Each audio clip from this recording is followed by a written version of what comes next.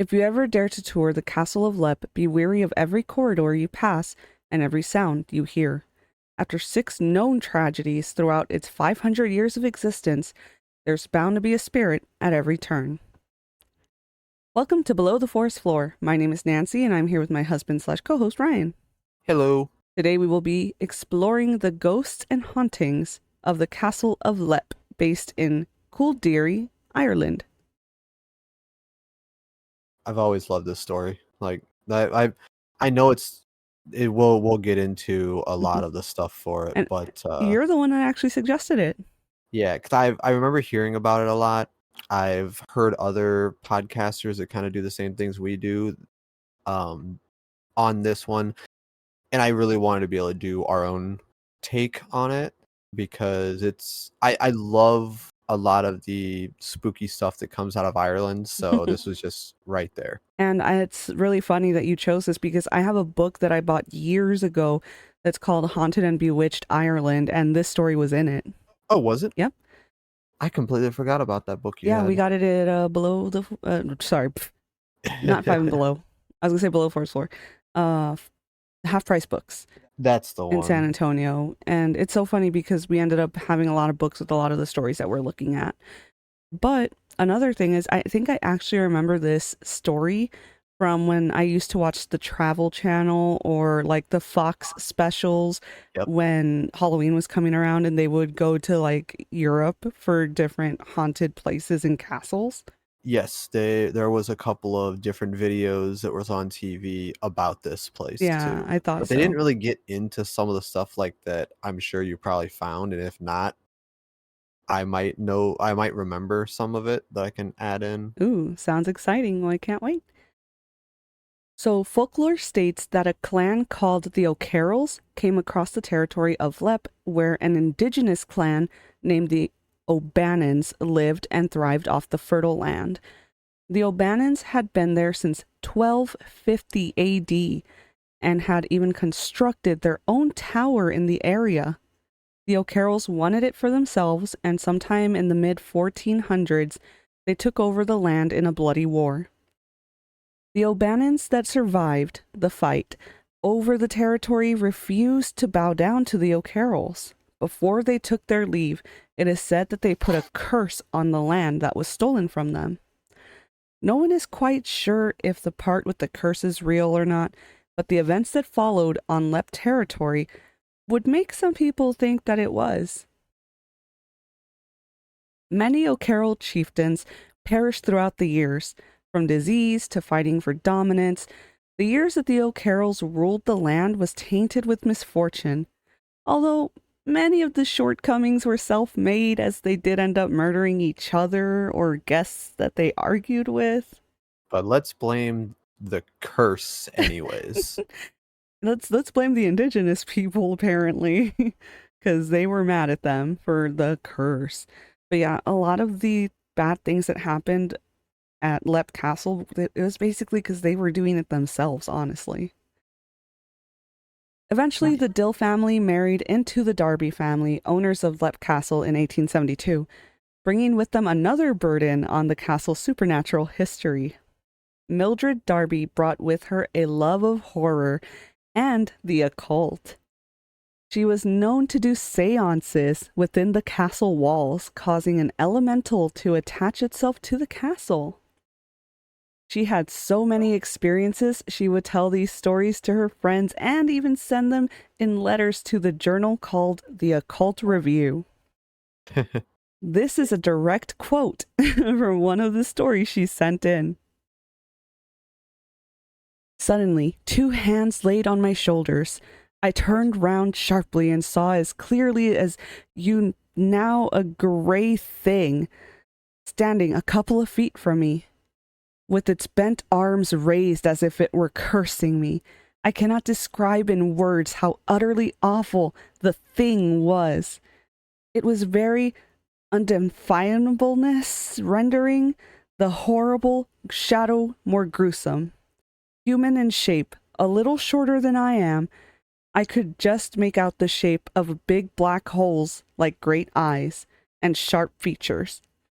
But the whole figurehead, face, hands, and all was gray, unclean, bluish gray, something of the color and appearance of common cotton wool, but oh, so sinister, repulsive, and devilish. My friends who are clever about occult things say it is what they call an elemental. The thing that was about the size of a sheep, thin, gaunt, and shadowy in parts.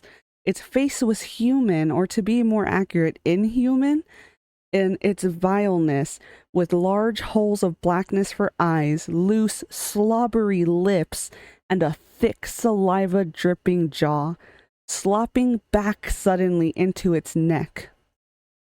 Nose it had none, only spreading cancerous cavities, the whole face being a uniform tint of gray. This too was the color of the dark, coarse hair covering its head, neck, and body. Its forearms were thickly coated with the same hair. So were its paws, large, loose, and hand-shaped.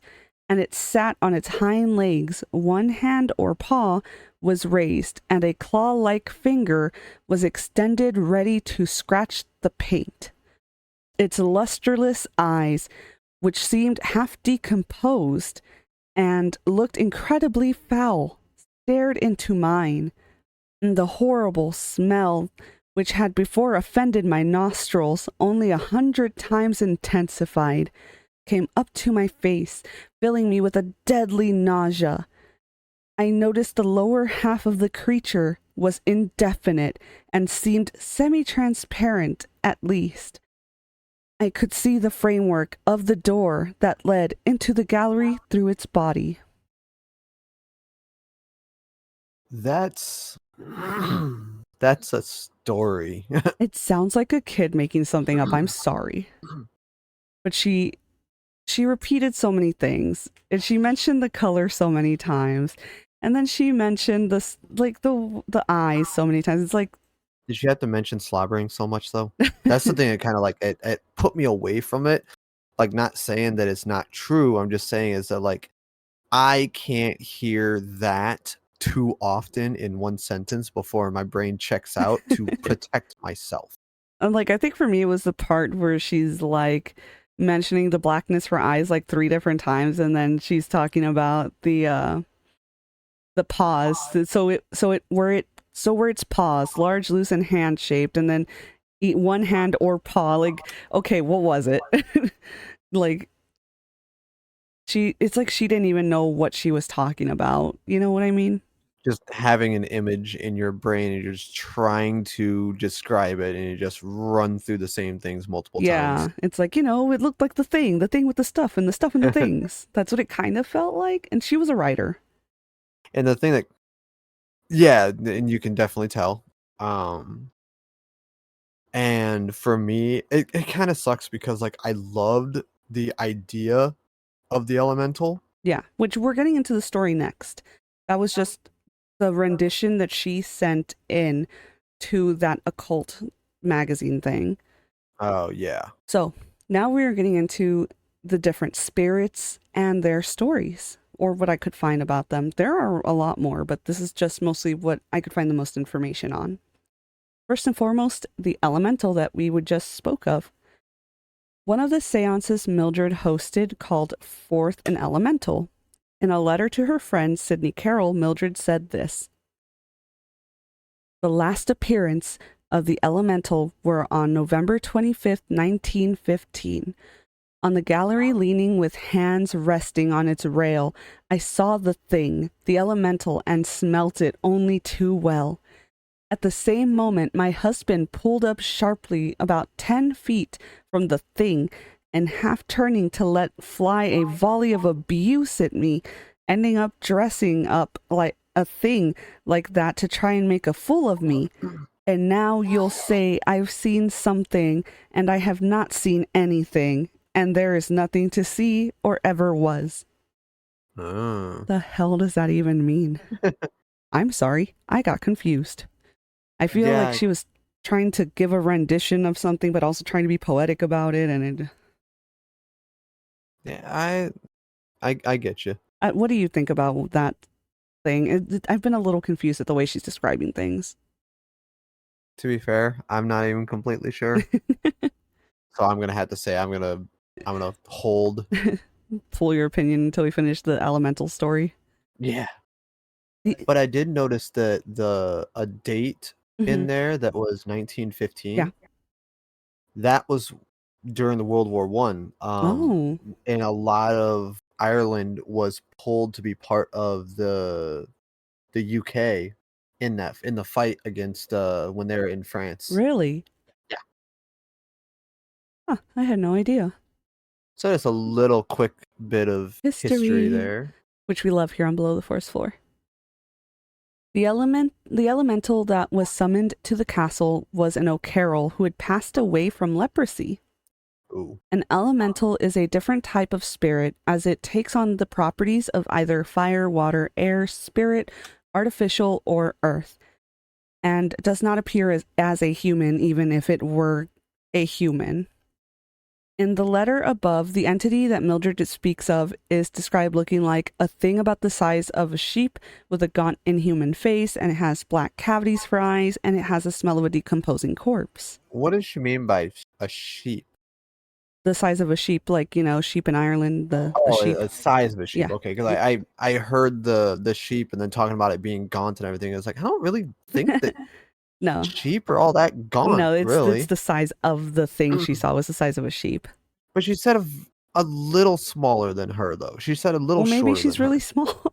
Maybe she's May- itty bitty. She's like Maybe. just barely taller than a sheep. Oh my God, that's like, But she okay. So with that, she also was talking about how it seemed like it was standing oh on its yeah, hind that's true. legs. That's So true. okay, if she's thinking like maybe it's on all fours, it could be like the size of a sheep. If Right. it's standing, then it's a little bit shorter than her. I can kind of see that. Okay, that makes sense now. Still, it's strange. Still doesn't really sound like what I've always depicted and all I've always like thought of whenever I think of an elemental, but Elementals come in all different shapes and sizes, a allegedly. sheepy ghost. Because, like I mentioned, they can come in the different elements of regular fire, air, water, earth, but sometimes they can also be artificial or spirit and can be, like, I guess, demon looking. Oh yeah, I forgot that spirits technically along those lines Yeah. with their And I definition. did technically look up elemental to make sure that that was something that could be seen. Ah, okay. According to the official Lep Castle website, the fact that this happened in 1915 and the Darbys continued to live there until 1922 when the castle was burned to the ground, it goes to show that not all elementals are bad or evil. They are extremely powerful beings that in Irish folklore were able to be summoned by druids to help or hurt during their battles. Yep. Okay. Yeah, that was a little bit of research I did on elementals, but that concludes the elemental side of the spirits that we are going to be talking about today. What do you think? I like this. I like the idea of it, you know. I like the story. It's always something that like the stories get me the most because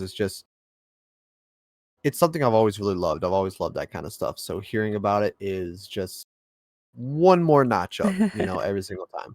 Even if it's not, you Making know, sense a lot of the time. yeah, it was not completely believable or anything like that. Yeah. Also, it's okay.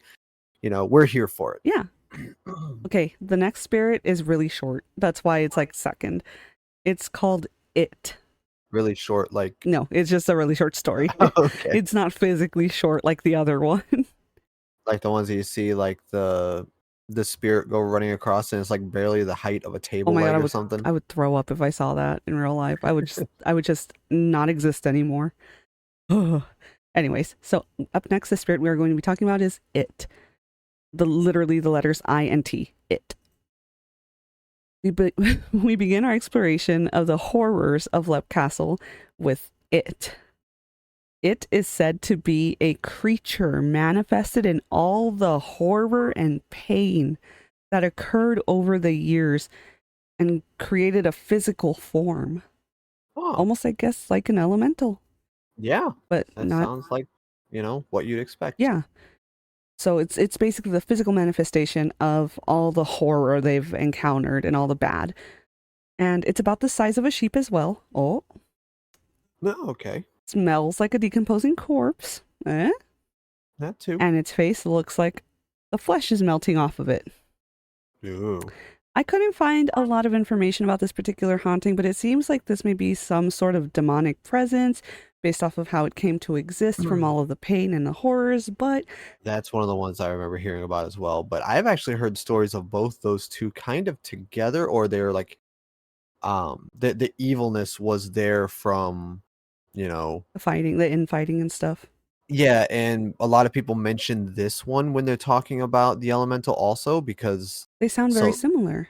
yeah, and the stories that I've heard mentioned basically all of that right there when talking about the elementals. So some stories must be kind of like putting them together as one and like kind of mistaking them for each other, or they wanted like other people wanted to split them up because they seemed better away from each other. That's honestly what I was thinking right now as I was reading it, because I found out about the elemental one and researched it way after I'd already done the it one, and I was like, wait, right now that I'm reading it, they sound really similar. It sounds like it's basically the same thing with the sheep, the smell, and all that stuff. So I'm not sure if it was just basically a mini version of that, or somebody heard a version of the first one and then decided to make it a little different, give it a little bit of spice and say that Yeah. it was, just a manifestation of all the bad stuff that happened. Okay, I can see that.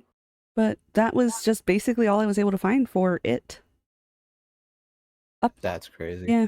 Up next, we have the Red Lady. Have you heard about the Red Lady? I want to say I might have heard a little bit about her, but go ahead. All right. So I do want to give a quick trigger warning for anybody who is listening. This does have a little bit of SA in it because she was assaulted, and that is how her story happens. So, our next subject is the infamous Red Lady. The lady in red was a very tall and beautiful woman. She was captured by the O'Carrolls and brought back to Leap Castle, where she was assaulted, which resulted in pregnancy. Though the O'Carrolls didn't want the baby around, they still wanted her so they could keep using her. So when the baby was born, they took the child from her and killed it. That's never an alright thing. Yeah. The O'Carrolls claimed it was because they didn't have the funds to feed another hungry mouth. So the young woman took the blade actually that was used to kill her child, and she killed herself. She's been seen wandering the castle completely red and holding the same dagger held above her head. Okay, I do remember hearing that. That is her story. Okay. If you see her, you'll notice she emits a glowing light from within her ghostly body as she walks the halls. A lot of people say that she's a demonic spirit and she gives off a vibe like she wants to kill someone. I feel like it seems like she's just lost and sad, though, from the way this was described. That's rough. So what do you think? Just thinking and seeing, like, I can only imagine what it would be like seeing a spirit like that has such a story. Yeah, and because a lot of people don't know her story, well, at least the people that have seen her walking around, they think she's just an evil killer and that's why she has a knife over her head. Yeah. God, that's heartbreaking too. It really is, because a lot of people they misjudge her over what happened. But that is the story of the Red Lady. Up next, we are going to talk about another very tragic tale of Charlotte and Emily. Have you heard of Charlotte and Emily from Leap Castle? I don't believe so, no. All right, so here we go. Unfortunately, children have also perished at the hands of this curse.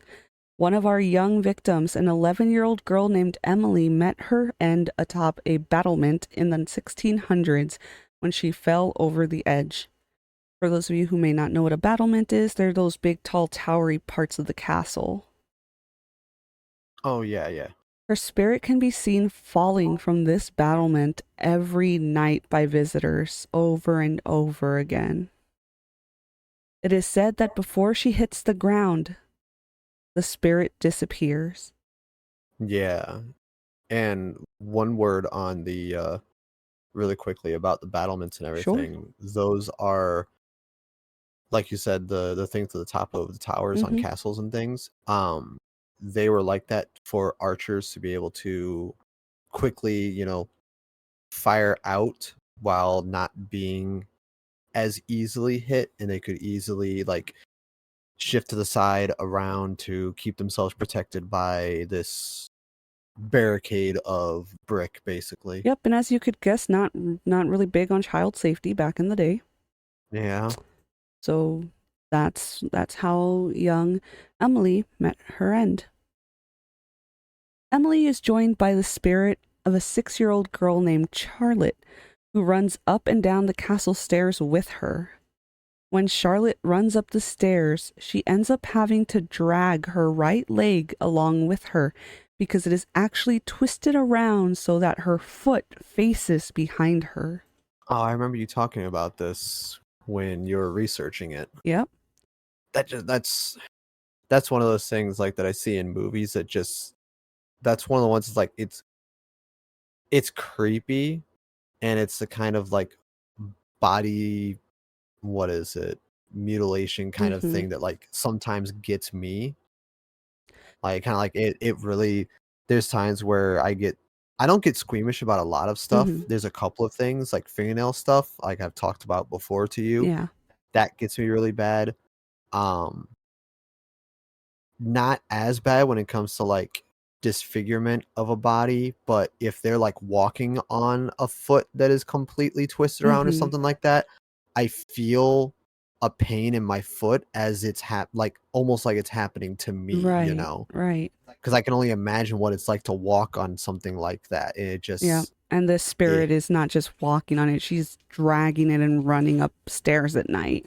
yeah. Also, if anybody just hears that noise, It's a ghost. I just want to preface that it's our dog Rue is laying down underneath her side of the desk, and she just stretched out and moved a whole bunch of stuff. So Yeah, but it's just I didn't find any information on Charlotte and how she passed.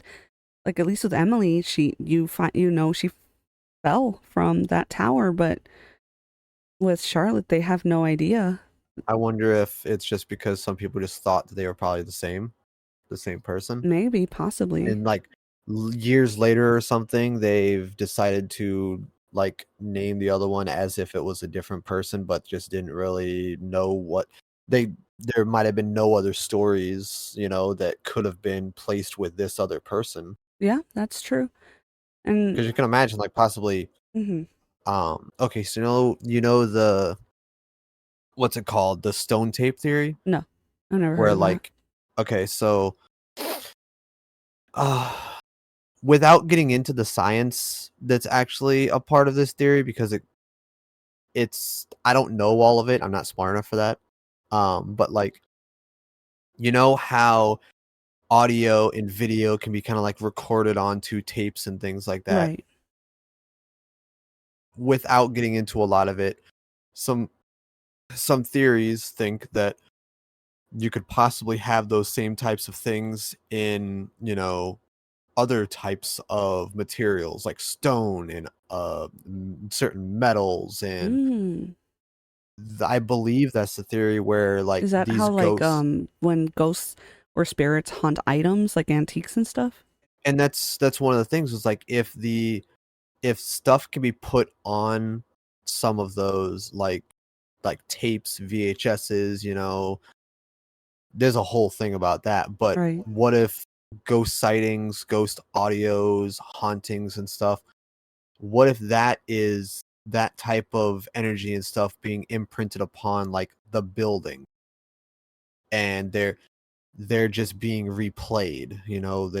The other part of it is like there are certain types of hauntings where like Right. there's the ones that are just like what is it, what do they call it, like the conscious ones that kind of like can interact with you. Then there's also the ones that are just basically like a video on repeat, Yeah. where the one that's the girl that's Right, falling, right. They just keep doing it every day at the just same time, same way it yeah, happened. she's just kind of like stuck in that loop Right. because it's just kind of like possibly the energy got put into that part of the castle to where Yeah. like it's just on repeat I do think it's basically. interesting that she's not exactly stuck in a loop because she does also run around with the other little girl.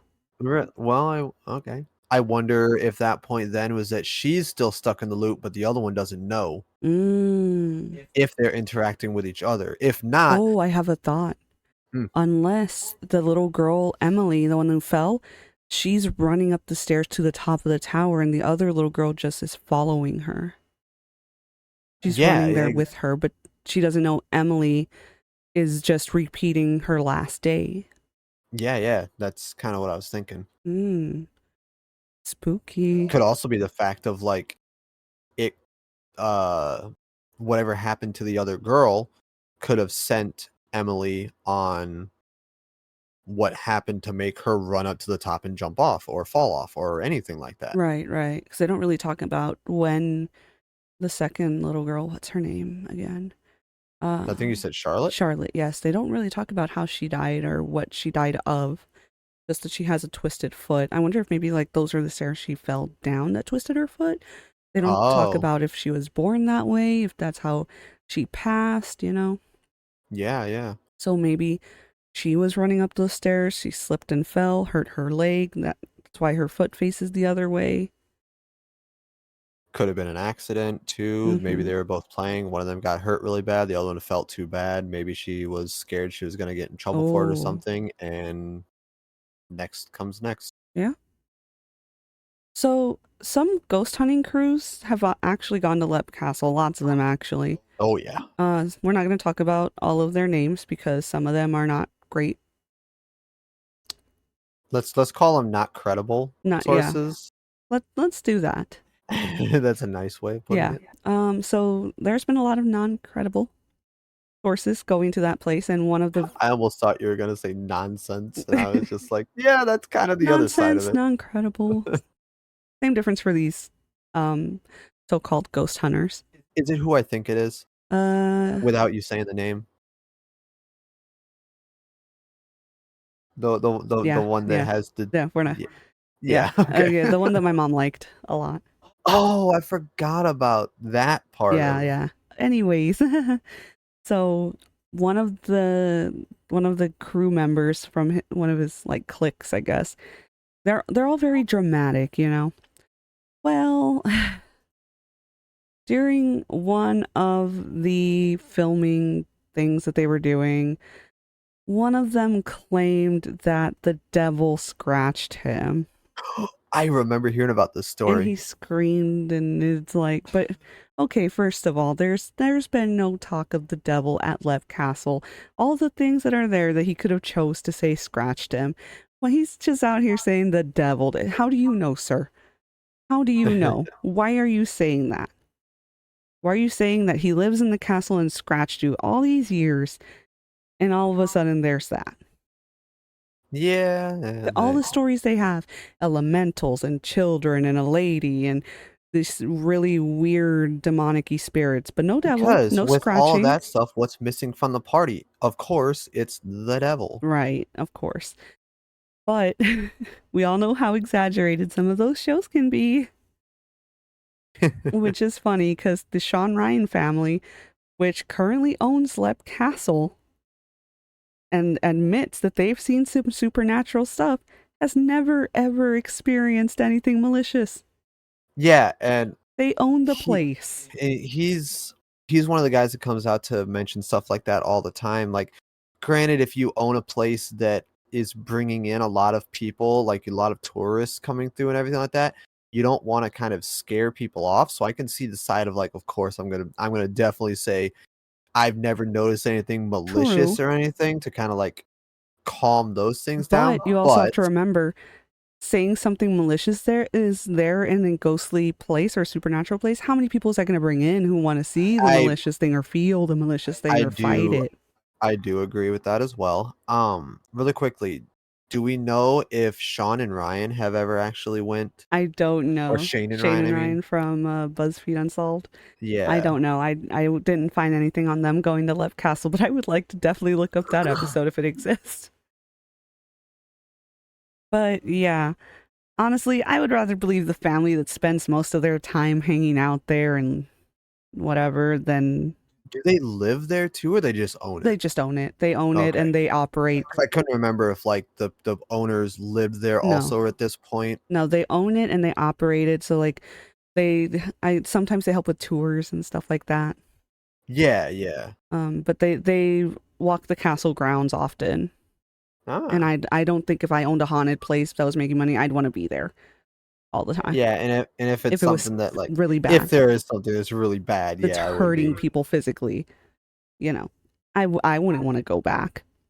So, Ryan, it is time for our final thoughts. And I do have one final thought written that I want to bring up, but do you have any? I've I've loved the story for this because I love castles. I would love to visit one, especially castles in Ireland. Oh, that would be the best for me. Um, but good God, some of it, What? some of it's too much for me. Too much as in, Some of the story. Well, at least okay. So I'll say the lady's story is a bit much for me, but the stories of like the kids and the stuff that happened, mm-hmm. it's it's really sad. Yeah, But granted, in those times, there's a lot of stories like that, yeah. bad things happen And a lot of times the trauma of something that happens is what causes a is what, haunting. yeah. I like the idea of the elemental, just because I'm that kind of person, So I, but I've always loved old Irish folklore as well. Mm-hmm. So like a little bit of that into this as well, Right. because like how you were saying with The the druids. elementals. Yeah, exactly. I love hearing about that stuff. Maybe we can do an episode sometime on something like that. I would love to do an episode on druids, but dear God, you want to talk about like something that is just a rabbit hole Oh my of like gosh. we would have an extremely long It's episode. like when we were So talking about angels and Cupid and stuff, or yeah, we would definitely have to split that one off into a couple. and that'll be a later one because we do have a bunch of other topics that we plan to do. Ah, actually, I have a little Another idea, just suggestion? putting kind of talking about the druids thing. Right. What if we tried to do, how we kind of talked about wanting to try to do a live Oh show my gosh. sometime?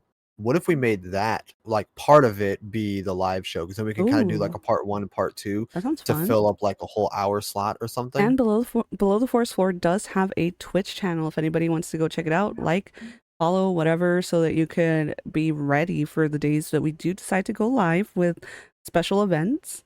And I was thinking of like an actual live event. I mean like panel live event. Oh, well, Like I guess we'll be looking a little bit more into what horror conventions are around.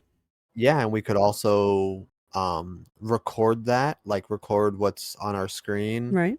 and our microphones, and then also like kind of record it on record our panel Yeah. through a webcam or something like that, and put that on Twitch as well for people that are not able to make it. We can kind of have both worlds there. All right. That sounds like a plan to me. So, one of my theories, All right, let's hear it. I feel like based on the castle events prior to when Mildred shows up, I feel like it kind of led up to Mildred causing a stir when she brought in the whole occult practice thing, actively looking for spirits to summon. That could be too. There's also the thought of the thing where like you find what you're searching for kind of bit. Exactly. So, this is already a place, think about it.